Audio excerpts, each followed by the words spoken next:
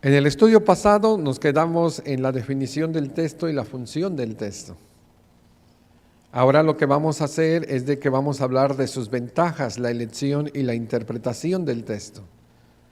Y si nosotros vemos sus ventajas, vamos a ver que son muy buenas.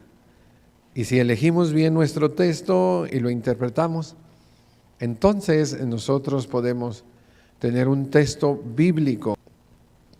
El texto también, hermanos, no solamente tiene una función y ventajas, sino que también nosotros tenemos que aprender a elegirlo.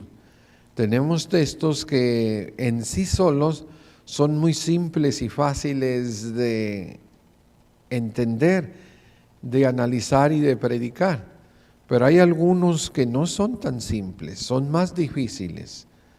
Para ello nosotros tenemos que usar mucha oración, tener la humildad de aprender, lectura extensa y profunda de cartas, epístolas y aún libros enteros. Nosotros a veces tenemos pereza para leer y a alguien que no le gusta leer, pues no va a ser un buen maestro, porque el maestro tiene que aprender a leer. Pensemos en una carta. La carta de Efesios. Esa carta tiene 6 capítulos. Y si nosotros solamente vamos al capítulo donde dice, mujeres, sujétense a su marido, sin leer lo que está antes y después, y nosotros podemos interpretar eso en nuestra cultura y según nuestros pensamientos, pues fácil nos vamos a equivocar. Pero si nosotros vemos la carta de principio a fin, como se leyó en esa iglesia, entonces nosotros podemos hacer un buen trabajo y nosotros podemos elegir el texto y predicarlo en su contexto. Hay un versículo en Joel capítulo 1, versículo 4, que dice, lo que quedó de la oruga comió el saltón. Y lo que quedó del saltón comió el revoltón, y la langosta comió lo que del revoltón había quedado. A simple vista, el lector podría preguntarse cuántos tipos de animales se hablan en este versículo. Es solo un versículo. Bueno, nosotros podríamos señalar, ¿verdad?, sin analizar, bueno, a lo mejor 4. La oruga, el saltón, el revoltón y la langosta. Pero si ya cuando nosotros vamos a los diccionarios, cuando nosotros vamos al análisis, porque viene el castigo, viene la palabra profética que llega un castigo para Israel que fue infiel al Señor. Si nos damos cuenta es de que es el mismo animal. No más que la oruga se convierte en saltón, después en revoltón y langosta ya es en la edad adulta. Aquí estamos nosotros viendo que este texto, si nosotros no aprendemos a analizarlo y a ver su fraseología, pues fácilmente nos podríamos equivocar. Hay textos, gracias a Dios, no hay muchos tan difíciles. Algunos sí son difíciles. Pero debemos nosotros de elegir textos, a lo mejor no como este, otros más claros, que puedan ser uno a la vez. Y cuando yo digo un texto, no me estoy imaginando solamente a uno. Quiero decir que puede ser un solo texto, o pueden decir 3 textos o 5 textos. Ese es un texto para predicar. Ese es el material. O puede ser una parábola de 10 o 15 textos. O puede ser una historia, como la de Jesús cuando llega con Marta y María, que tiene más textos. O puede ser un capítulo. El texto debemos de aprenderlo a usar uno a la vez. Debe de ser claro primero para nosotros después para nuestra audiencia, sencillo, y ver la necesidad de nuestros oyentes. Debemos de considerar los mensajes que se han predicado.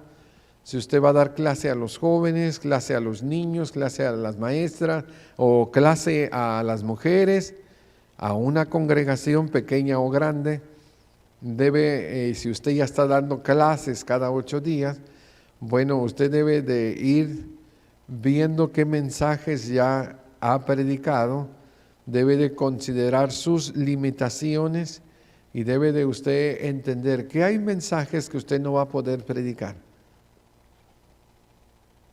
porque no tiene esa capacidad. Pero hay otros que usted sí va a poder predicar.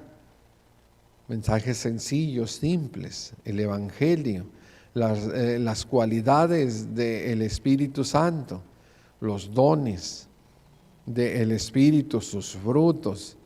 Todo ello Dios lo puso que es algo importante en la vida, la conversión y la vida práctica. Lo puso el Señor de una manera sencilla y eso nosotros podemos empezar a predicar de ahí. Después que Dios nos dé sabiduría y crezcamos, nos podemos meter a otros temas diferentes. La interpretación del texto.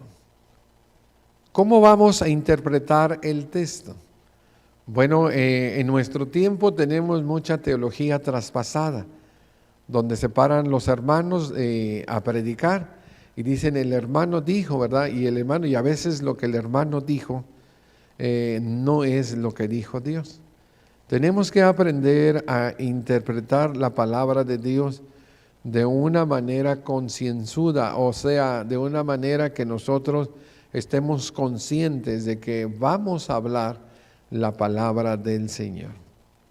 Hay que usar oración, interpretar con la misma Biblia, buscando encontrar el sentido original del escritor y hacer el bosquejo bíblico. De eso vamos a tener una clase para ello.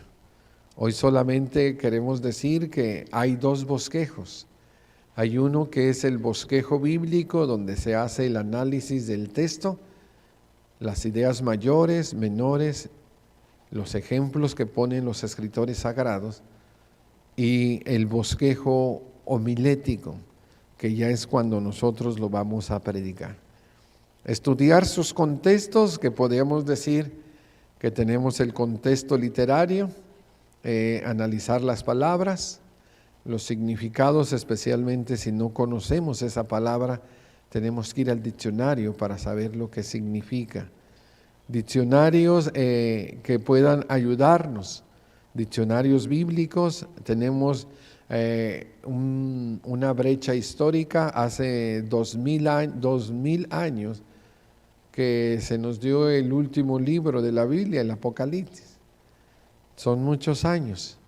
La gente vivía de una manera diferente, hablaba de una manera diferente, vestía de una manera diferente, pensaba de una manera diferente. Tenemos que aprender algo de historia para poder entender qué es lo que ellos entendieron y qué quería decirle el escritor con eso. Debe de haber un contexto gramatical, buscando raíces, palabras del mensaje. En 2 de Pedro 3, 15 y 16 dice la palabra del Señor: tener entendido que la paciencia de nuestro Señor es para salvación, como también nuestro amado hermano Pablo, según la sabiduría que le ha sido dada, os ha escrito casi en todas sus epístolas, hablando en ellas de estas cosas, entre las cuales hay algunas difíciles de entender, las cuales los indoctos e inconstantes tuercen, como también las otras escrituras, para su perdición. El entendimiento nos lo va a dar el Señor. Y bueno, eso también son dones. Hay gente muy entendida, muy capaz. Otros nos tienen que repetir las cosas 2, 3 veces para poderlas entender. Pero usted puede hacerlo, leer y releer para entender. Hay cosas que escribió Pablo, dice Pedro, que son difíciles de entender. Hay cosas como el capítulo 7 de Romanos, el capítulo 9. Hay cosas del capítulo 10, donde el apóstol pone ejemplos y son pensamientos pues un poco difíciles de entender.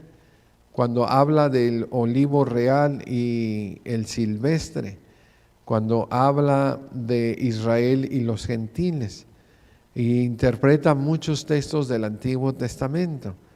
Bueno, esos textos pueden ser mal interpretados. Indocto es una persona que no ha estudiado, no se ha preparado, no es maestro y es inconstante y va a torcer las Escrituras.